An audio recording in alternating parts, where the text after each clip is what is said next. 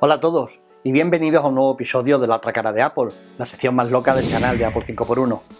Hoy vamos a contaros la historia de un revolucionario dispositivo creado en Apple que pudo ser pero que nunca llegó a hacerse realidad. Vamos a hablar del Apple Newton, una modernísima PDA que tiene una complicada historia. Vayamos al origen para conocerla. Nuestra historia comienza con un ingeniero de Apple descontento con su trabajo llamado Steve Saccoman. Hasta 1987, Saccoman había trabajado como ingeniero de hardware participando en diversos proyectos de Apple, pero ya estaba cansado de trabajar en el enésimo rediseño de Macintosh y quería un poco de emoción en su vida. Fue más o menos por aquellos entonces cuando contactó con el fundador de Go Corporation y cuando decidió dejar Apple para diseñar el hardware de la PDA en Go. Sin embargo, para decidir que se iba, habló con su jefe en Apple, Jean-Louis Gasset, para explicarle los motivos de su marcha y sus futuros proyectos. Tras escucharle atentamente hablar de lo que pretendía crear en la nueva empresa, le propuso continuar en Apple e iniciar el nuevo proyecto en el que se iba a poner en práctica todas esas ideas, pero bajo su dirección. Jean-Louis Gasset era el sustituto de Steve Jobs en Apple como jefe de nuevos productos, incluso antes de que Jobs mismo abandonara Apple para fundar Nest, por lo que tenía poder suficiente para iniciar nuevos proyectos y negociar condiciones especiales. La idea era crear un nuevo concepto de ordenador portátil, pero completamente diferente a lo visto hasta el momento.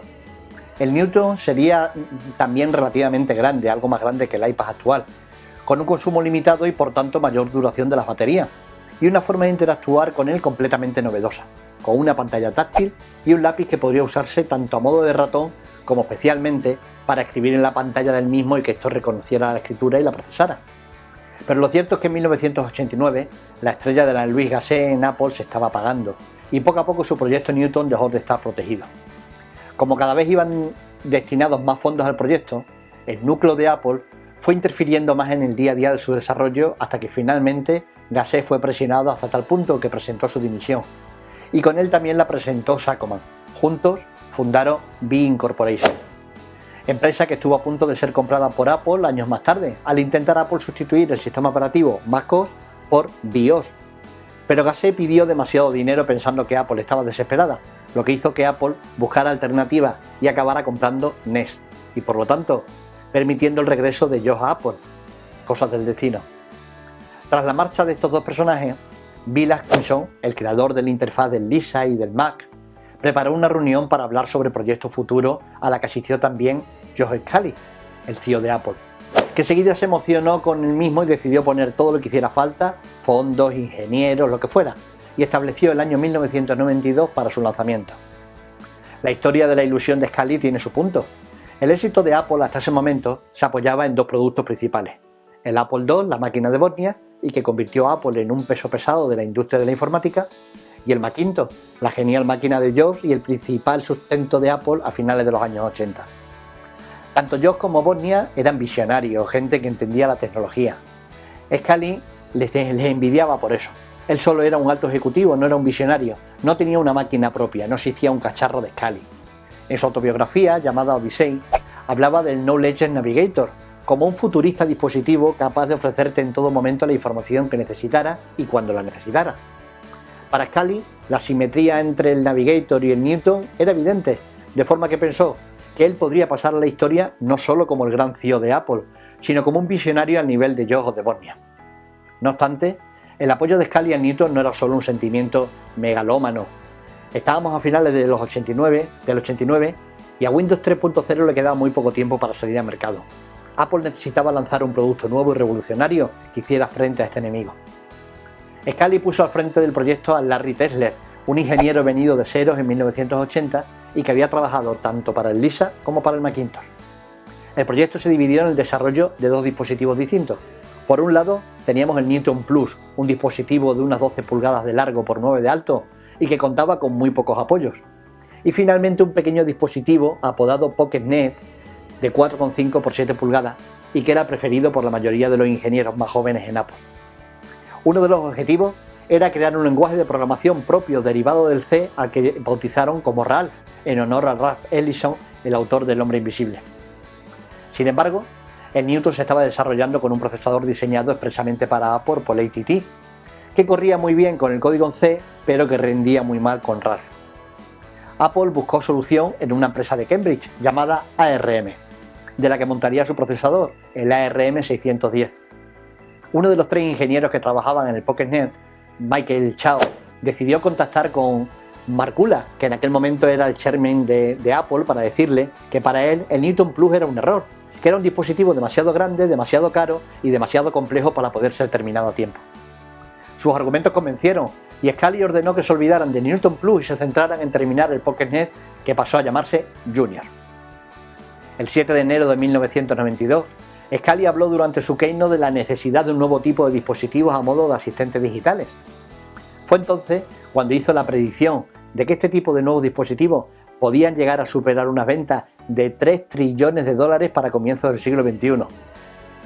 No me he equivocado, he dicho trillones. La expectación que generaron aquellas declaraciones, podéis imaginaros, fueron máximas. Finalmente, el 29 de mayo, Apple preparó la primera aparición en público del Newton. Consistía en un pase a puerta cerrada entre varias personas elegidas de la prensa especializada, y aunque el Newton aún no estaba terminado, y de hecho el primer terminal ni siquiera se encendió y hubo que buscar a prisa y corriendo otro que trajo Michael Chao, que consiguió que funcionara, pues generó una expectación enorme entre los asistentes y contaron maravillas en sus respectivas columnas y artículos sobre la nueva máquina de Apple. Sin embargo, si bien la primera presentación había ido bastante bien, al Newton todavía le quedaba bastante para estar preparado. Calligrapher, el programa de reconocimiento de escritura, seguía sin funcionar bien. Es en este periodo cuando las presiones, las sesiones maratonianas de trabajo, las decepciones y más presiones pudieron con uno de los integrantes del proyecto, Kohei Sono. Este hombre terminó con su vida el 12 de diciembre de 1992 disparándose con una pistola. La moral del equipo de este proyecto se fumó junto con la vida de Sono. Pese al trabajo intensivo en Apple, el 3 de junio Casio y Tandy lanzan al mercado la Zoomer PDA y le quitan el honor de ser la primera marca en lanzar una PDA. Apple anunció una nueva fecha de salida de Newton, el 2 de agosto de 1993, pero los problemas se acumulaban en Cupertino. Además de los retrasos en el Newton, Scully empezaba a ser cuestionado y Apple perdía por primera vez en muchísimos años dinero en un trimestre, concretamente 188 millones de dólares. El 18 de junio, la junta directiva relevó a Scully como CEO. Meses más tarde se marcharía definitivamente de Apple. El 2 de agosto del año 93, durante la Macworld, el Newton fue presentado en sociedad. El modelo final, denominada Newton Messages Pack, contaba con unas dimensiones de 4,5 x 7,25 pulgadas, una pantalla táctil LCD de 240 x 366 píxeles y un procesador RAM ARM a 20 MHz y 4 MB de ROM y 640K de RAM. La batería de 4 pilas que le daban una autonomía de aproximadamente 14 horas, y todo ello por la módica cantidad de $699 del año 93. Apple vendió 50.000 unidades en sus primeras 10 semanas, no obstante, al igual que pasó con el Macintosh en el año 84, luego la cosa se fue bajando y al final terminaban vendiendo unas 7.000 unidades al mes. Los motivos eran evidentes. El reconocimiento de escritura cuando funcionaba era mágico, pero fallaba muchísimo. Apenas había programas de terceros y los casi $700 lo convertían en un dispositivo solo apto para unos pocos. Por cierto, ¿os acordáis de Ralph? Pues bien, cuando el proyecto estaba prácticamente finalizado, Apple decidió cambiarle el nombre y llamarlo Dylan, un acrónimo de el Dynamic Language.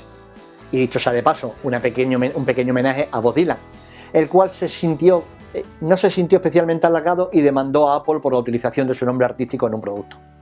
Finalmente, en el año 1995, en otoño, Apple canceló el proyecto de fabricación de este lenguaje. Cuando Gil al medio se hizo con el puesto de CEO de Apple en 1996, decidió seguir adelante con Newton. Se decidió crear una empresa independiente porque la idea suya era esta empresa meter todo lo que estaba relacionado con Newton y vendérselo a otra empresa. Pero finalmente todas las empresas a las que contactaron se negaron a comprarlo y nadie se quiso quedar con ese muerto, y al final siguió adelante con el proyecto. Sin embargo, antes de que se constituyese definitivamente esta empresa independiente, Amelio fue cesado y fue Jobs quien tomó el mando. Paró la creación de la nueva empresa con la promesa de desarrollar el iMac 300. De hecho, ya bajo el mando de Jobs, Apple lanzó al mercado el 20 de octubre de 1997 el Messages Pack 2100, el último Newton que saldría al mercado. En febrero del año 98, Newton fue cancelado. Así se cerraron 11 años de desarrollo que supusieron para Apple una inversión de 500 millones de dólares, y se estima que se vendieron en total entre 150.000 y 300.000 Newton en los 4 años y medio que estuvo en el mercado. De esta lección Apple aprendió mucho. De hecho, fue el punto de partida del futuro iPad. Hasta aquí este largo loca de esta semana, pero la historia merecía la pena contarla. Nos vemos en 7 días. Un saludo para todos. Pincha en estas ventanas para ver nuestros vídeos recomendados.